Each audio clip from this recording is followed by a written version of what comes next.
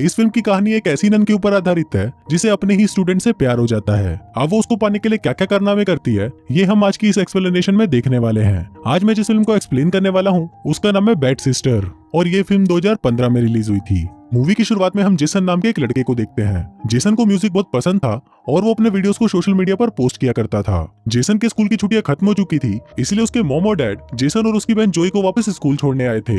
वहीं दूसरी तरफ हम एक नई टीचर को देखते हैं जिसका नाम सोफी होता है। सोफी पहले दूसरे स्कूल में पढ़ाती थी पर अब उसका ट्रांसफर यहाँ कर दिया गया था। इसके बाद सिस्टर रेबेका जो उस स्कूल की प्रिंसिपल थी वो सोफिया को पूरा स्कूल दिखाने लगती है। इसी दौरान सोफिया की मुलाकात जेसन से होती है और उसे देखते ही सोफिया उसे पसंद करने लगती है। फिर अपने रूम में आने के बाद सोफिया जेसन के वीडियोस देखती है और वो अपने लैपटॉप पर ही जेसन को किस करने लगती है। यहाँ पर हम व्यूवर्स को पता चलता है कि सोफिया जेसन को पहले से ही जानती है। फिर अगले दिन क्लास में सोफिया जेसन को सारा नाम की एक लड़की से बात करते हुए देखती है और उसे देखकर सोफिया को बहुत जेलस फील होता है। इसलिए वो सारा की सीट चेंज कर देती है और उसे जेसन से दूर रहने के लिए बोलती है।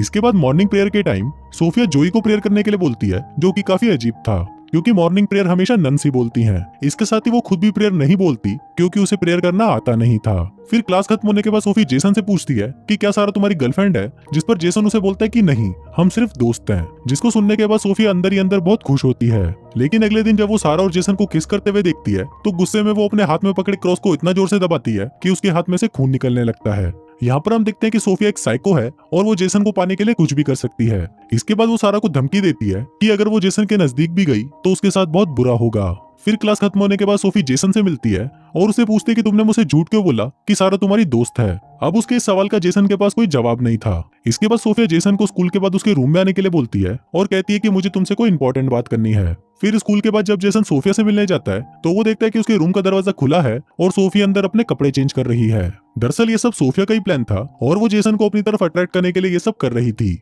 वहाँ जेसन भी सोफिया को देखकर पूरे मजे ले लेता है पर वो उससे मिले बिना ही वहाँ से चला जाता है। यहाँ सोफिया का प्लान सक्सेसफुल हो गया था और अब जेसन के मन में सिर्फ सोफिया के ही ख्याल आ रहे थे, जिस वजह से वो रात को सो भी नहीं पा रहा था। फिर अगले दिन जब जेसन वीकेंड पर अपने घर जा रहा था तो वहाँ पर सोफिया जेसन और सारा को आपस में बात करते हुए दिखती है, जिसको देखकर उसे जलन होने लगती है। इसके बाद सोफिया सिस्टर रेबेका से ये बोलकर छुट्टी मांगती है कि उसकी आंट बीमार है और उसे उनसे मिलने जाना है। फिर रात को सोफिया चुपके से जेसन के घर पर जाती है और वो उसे छुपकर देखने लगती है। तभी वहाँ पर जेसन को सारा का कॉल आता है और वो उसे बातें करने लगता है। अब ये देखकर सोफिया को बहुत बुरा लगता है और वो सोचती है कि अगर उसे जेसन को हासिल करना है तो उसे सारा को रास्ते से हटाना होगा। इसके लिए वो रात को चुपके से सारा के रूम में जाती है और उसकी बुक में गांजा रख देती है। फिर अगली सुबह क्लास में जब सारा अपनी बुक ओपन करती है तो सोफिया उसे गांजे के साथ पकड़ लेती है और स्कूल में ड्रग्स लाने के जुर्म में वो सिस्टर रेबेका को बोलकर सारा को सस्पेंड करवा देती है। इसके अलावा सोफिया जेसन के रूम में भी शराब की बोतल छुपा देती है और फिर जब सभी स्टूडेंट्स के रूम चेक होते हैं तो उनको जेसन के रूम में से वो शराब की बोतल मिल जाती है। अब ये देखकर प्रिंसिपल जेसन को भी सस्पेंड करने वाले होते हैं पर तभी सोफिया ने बोलती है कि उन्हें जेसन को एक और मौका देना चाहिए। अब सोफिया की बात मानकर प्रिंसिपल जेसन को सस्पेंड नहीं करते पर उसे सजा के तौर पर सभी टीचर्स की हेल्प करने के लिए बोलते हैं। यहाँ सोफिया अपने सभी प्लान में सक्सेसफुल होती जा रही थी और वो धीरे धीरे जेसन को भी अपने काबू में कर रही थी। इसके साथ ही हमें ये भी पता चलता है कि सोफिया का असली नाम लारा है और वो काफी अमीर है। एक दिन लारा जब इंटरनेट पर जेसन की वीडियो देखती है तो वो उसके प्यार में बर्बाद हो जाती है और वो किसी भी हालत में जेसन को पाना चाहती थी, इसलिए वो जेसन की असली टीचर सिस्टर रेबेका को मार देती है और उसकी जगह वो खुद नन बनकर जेसन के स्कूल में आ जाती है। फिर वीकेंड पर सारे स्टूडेंट्स अपने घर चले जाते हैं पर जेसन को सोफिया स्कूल में ही रोक लेती है। फिर जब जेसन वहाँ पर काम कर रहा था तभी सोफिया वहाँ पर आती है और उसे अट्रैक्ट करने की कोशिश करती है। फिर उस रात जब जेसन अपने रूम में सो रहा था तभी सोफिया वहाँ पर आती है और जेसन के साथ पेलन कार्यक्रम करना शुरू कर देती है। अब जेसन को ये गलत लग रहा था इसलिए वो पहले तो सोफिया को मना कर देता है पर बाद में उसके अंदर भी ठरक जागने लगती है और फिर वो दोनों दबा दबा कर पेलन कार्यक्रम करना शुरू कर देते हैं और वहाँ पर सोफिया भी चुपके से उनके इस कार्यक्रम को अपने फोन में रिकॉर्ड कर लेती है। अब अगले दिन जेसन को बहुत गिल्टी फील हो रहा था कि उसने कल रात अपनी टीचर के साथ ही वो सब कुछ कर लिया और वहीं दूसरी तरफ सोफिया जोई को अपने रास्ते से हटाना चाहती थी क्योंकि जोई जेसन और उस पर हमेशा नजर रखती थी।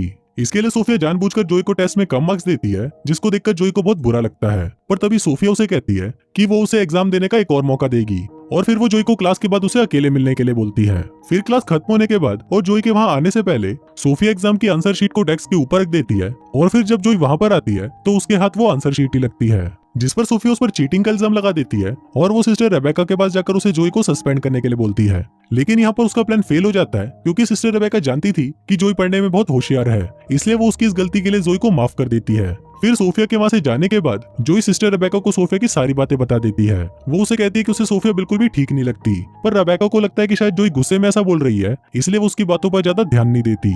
इसके बाद हम जेसन को देखते हैं जो चर्च में कन्फेशन के लिए आता है, लेकिन तभी वहाँ पर सोफिया आ जाती है और वो जेसन के साथ वहीं पर ही पेलन कार्यक्रम करना शुरू कर देती है। फिर अगले दिन वीकेंड पर उनके स्कूल में दूसरे स्कूल के प्रिंसिपल आते हैं, जिनको देखकर सोफिया छुप जाती है क्योंकि वो प्रिंसिपल असली सोफिया को जानते थे। अब सोफिया कहीं पकड़ी ना जाए इसलिए वो सिस्टर रेबेका को बोलती है कि उसकी आंटी बीमार है, इसलिए वो उनसे मिलने जा रही है और ये बोलकर वो वहाँ से भाग जाती है। दूसरी तरफ जेसन को लॉरा का मैसेज आता है और वो उसे आज रात अपनी पार्टी में बुलाती है। फिर वहाँ पर लॉरा जब जेसन को किस करने की कोशिश करती है तभी जेसन को सोफिया का ख्याल आता है और वो पार्टी छोड़कर वहाँ से बाहर चला जाता है। पर तभी वहाँ पर उसे पुलिस पकड़ लेती है क्योंकि उसकी उम्र कम होने के बाद भी वो दारू पी रहा था। पर तभी वहाँ पर सोफिया आ जाती है और वो जेसन को पुलिस से छुड़वा लेती है। इसके बाद वो जेसन को एक होटल में लेके जाती है और उसके साथ वहाँ पर पेलन कार्यक्रम करना शुरू कर देती है।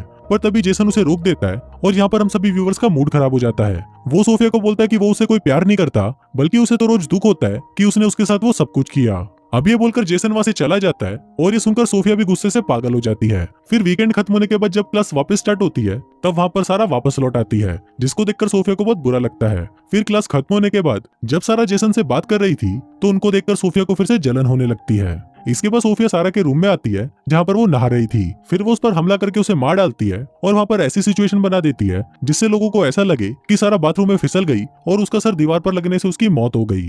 लेकिन वहाँ पर जेसन को पूरा यकीन था कि सोफिया ने ही उसे मारा है। जिसके बाद सोफिया जेसन को धमकी देती है कि अगर उसने उसके साथ रिलेशनशिप नहीं रखा तो वो उनका वो वीडियो वायरल कर देगी। अभी सुनकर जेसन बहुत ज्यादा डर जाता है और जब वो वीकेंड पर अपने घर पर आता है तो उसे सिर्फ इसी बात की ही टेंशन होने लगती है। वहीं जोई भी जेसन को बहुत टाइम से नोटिस कर रही थी और उसे पता चल जाता है कि जेसन के साथ कुछ तो गलत हो रहा है, इसलिए वो जेसन से सारी बातें पूछती है और जेसन भी उसे सोफिया और अपने सभी कांड के बारे में बता देता है। वो उसे बताता है कि उसने उन दोनों का वीडियो भी बना लिया है और वो उस वीडियो के बेस पर उसे ब्लैकमेल कर रही है। फिर इसके बाद वो दोनों ये डिसाइड करते हैं कि वो सोफिया का सच सबके सामने लाएंगे। इसके लिए वो दोनों अगले दिन चुपके से सोफिया के रूम में जाते हैं और उसका लैपटॉप चेक करने लगते हैं, जहां पर उन्हें असली सोफिया की बहुत सारी फोटोज मिलती है। तभी जेसन को वहां पर एक और लैपटॉप मिलता है जिसमें उसे जेसन की भी बहुत सारी फोटोज मिलती है और वहां पर उन्हें ये भी पता चल जाता है कि सोफिया का असली नाम लॉरा है। दूसरी तरफ सोफिया सिस्टर रेबेका को बताती है कि उसकी जो आंट बीमार थी उसकी मौत हो गई, जिसके बाद रेबेका उसे कुछ दिनों की छुट्टी दे देती है। लेकिन बाद में जब रेबेका हॉस्पिटल में फोन करके उसकी आंट के बारे में पता लगाने की कोशिश करती है तो वहां पर उसे पता चलता है कि सोफिया अब तक उसे झूठ बोल रही थी और उसकी कोई भी आंट वहां पर नहीं है। फिर अगले दिन स्कूल के बाद जब सिस्टर रेबेका सोफिया से उसकी सच्चाई पूछती है तो सोफिया उसे भी मार डालती है। दूसरी तरफ जोई और जेसन सोफिया की सच्चाई बताने के लिए रेबेका के पास जाते हैं, पर रेबेका उन्हें कहीं नहीं मिल रही थी, इसलिए वो उन्हें ढूंढते हुए चर्च में पहुंच जाते हैं। तभी वहां पर सोफिया भी आ जाती है। फिर वहां पर जोई सोफिया को बोलती है कि हमें तुम्हारी सच्चाई के बारे में पता चल चुका है और अब हम पुलिस को सब कुछ बताने जा रहे हैं। फिर वो दोनों जैसे ही वहां से जाने लगते हैं तभी सोफिया जोई पर हमला कर देती है। फिर वो उसे मारने वाली होती है कि तभी वहां पर सिस्टर रेबेका आ जाती है और सोफिया उसे छोड़कर पहले रेबेका को मार देती है। इसके बाद सोफिया जैसे ही उन दोनों को मारने उनके पास आती है तभी जेसन एक स्क्रू ड्राइवर से उस पर हमला कर देता है और उसे मार डालता है और इसी के साथ ही ये फिल्म यहीं खत्म हो जाती है।